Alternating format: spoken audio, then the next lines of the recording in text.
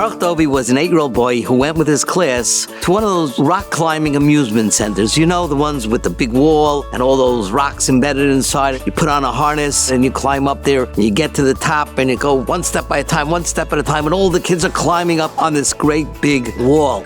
And Baruch Dovi is working hard and he's not looking behind him, going, and it took him a while.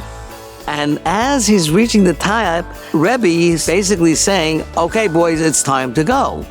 Well, Baruch Dovi didn't hear them. So he's higher and higher, and finally he gets to the top, oblivious to what's going on. He's savoring the moment, a little bit scared to turn around and look. But when he finally does, he sees that there's nobody left in the room. Meanwhile, the boys are loading onto the bus, and the Rebbe realizes that Baruch Dovi is missing. The only way to get down from those walls is when the fellow, who was a teenager, lowers the harness and you slowly come down. So Baruch Dovi, seeing nobody in the room, says, "Could you get me down?" And that teenage boy says to him, "I'll let you down on one condition. Say this word." And the teenager says a word that I certainly can't say on this video.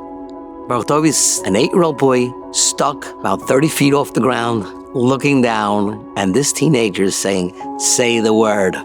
Baruch Dovi says no. And the teenager says, "Say the word, I'll let you down." And Baruch Dovi says, "I am not saying that word. I can stay here forever." He begins to cry.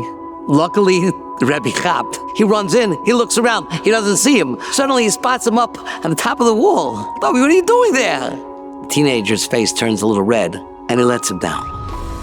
You know, an 8-year-old boy is easily persuaded to do something, especially when he's in a very difficult, almost to him, life-threatening situation.